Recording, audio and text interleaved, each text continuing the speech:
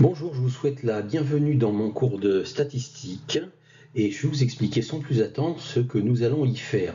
On va commencer vraiment par le début, soit pour des gens qui auraient tout oublié sur les statistiques, soit pour des gens qui n'auraient jamais vu ça. Alors nous allons voir ce que c'est qu'une série statistique dans cette vidéo, comment on la représente sous forme de tableau. Dans les vidéos suivantes, nous allons voir comment on représente les séries statistiques sous forme de diagrammes. On va voir plein de diagrammes différents, que ce soit à faire à la main ou alors à faire au tableur. Ensuite, nous allons commencer à essayer de commenter et de faire des déductions sur les séries statistiques en voyant autour de quelles valeurs elles s'articulent, autour de quels paramètres elles s'articulent, que ce soit en termes de position, on va parler de moyenne, on va parler de médiane, on va parler de mode d'une série statistique, que ce soit en termes de dispersion, où nous verrons des quantiles, où nous verrons l'écart type, où nous verrons des valeurs qui mesurent la dispersion, l'étendue également.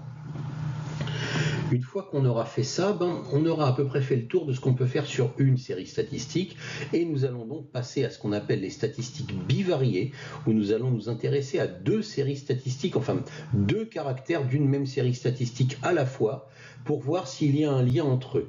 Alors nous verrons différentes méthodes pour établir ou infirmer un lien entre deux caractères différents d'une même population, que ce soit par exemple l'ajustement linéaire ou alors le test d'indépendance du qui2. Et une fois qu'on aura terminé avec les statistiques bivariées qui nous permettent donc de faire le lien ou de ne pas faire le lien entre deux caractères, nous aborderons tout ce qui est méthodologie du sondage et de l'enquête d'opinion. Nous nous servirons de tout ce que nous avons appris en statistique et peut-être un peu aussi dans le cours de probabilité que je dispense aussi par ailleurs. Nous nous servirons de tout ça pour apprendre comment, de manière rigoureuse et précise, on met en place un sondage, une enquête d'opinion et on analyse ces résultats en estimant la marge d'erreur. Ce sont les statistiques inférentielles, les statistiques qu'on fait sur une petite partie de la population pour pouvoir les projeter sur la population tout entière. Donc voilà le déroulé de tout le cours de statistique. Ça prendra un grand nombre de sessions, un grand nombre de vidéos avant d'arriver au bout, mais vous voyez que vous avez beaucoup à apprendre. Commençons sans plus attendre sur ce qu'est une série statistique. Une série statistique consiste à présenter les résultats que nous avons obtenus en faisant une enquête sur une population concernant un caractère de cette population qui nous intéresse. Je vais vous en donner trois exemples qui sont très différents, trois exemples dont on se servira dans toutes les vidéos qui vont suivre pour bien mettre en évidence la différence de traitement entre les deux et donc les différences de procédure entre les trois, qu'il faudra adopter entre ces trois séries. Voici la première.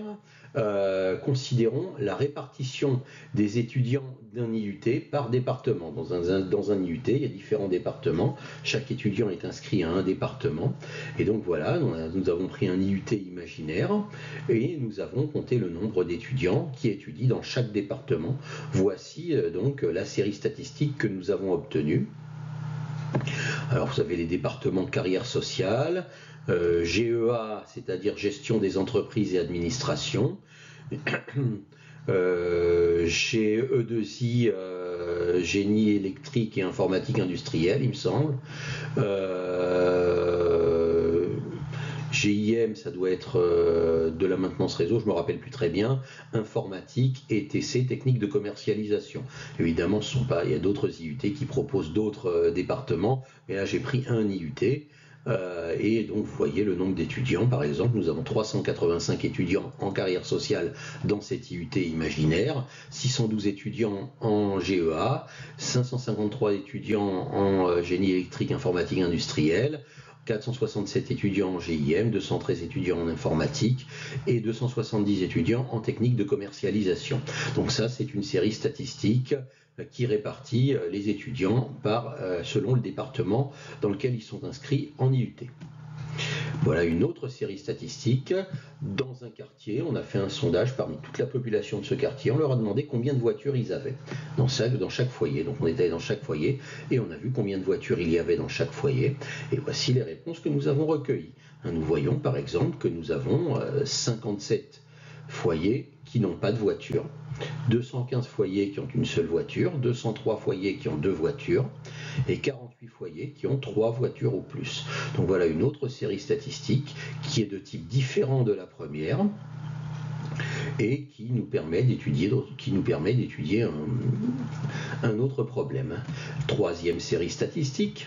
Voilà, nous sommes dans un magasin et nous faisons une enquête sur la clientèle et nous voulons savoir combien ont dépensé les clients du magasin sur une journée lors de chaque passage en caisse. Et donc nous recueillons les montants dépensés lors de chaque passage en caisse et nous les regroupons dans un tableau comme ceci. Ce qui nous donne une troisième série statistique qui est encore d'un type différent des deux premiers. Ça se verra dans les vidéos suivantes et donc ça donnera lieu à des diagrammes différents, à des procédures de calcul différentes pour chaque série statistique. On va tout expliciter et donc nous avons par exemple ici 258 clients qui ont dépensé entre 0 et 50 euros dans le magasin, 192 clients qui ont dépensé entre 50 euros et 200 euros, 149 clients qui ont dépensé entre 200 et 500 euros et encore 149 clients qui ont dépensé entre 500 et 1000 euros. Donc voilà les 3 séries statistiques dont je vais me servir dans les vidéos suivantes en statistiques descriptives pour essayer de les commenter, de les représenter et de déduire des données sur ces populations-là que nous étudions.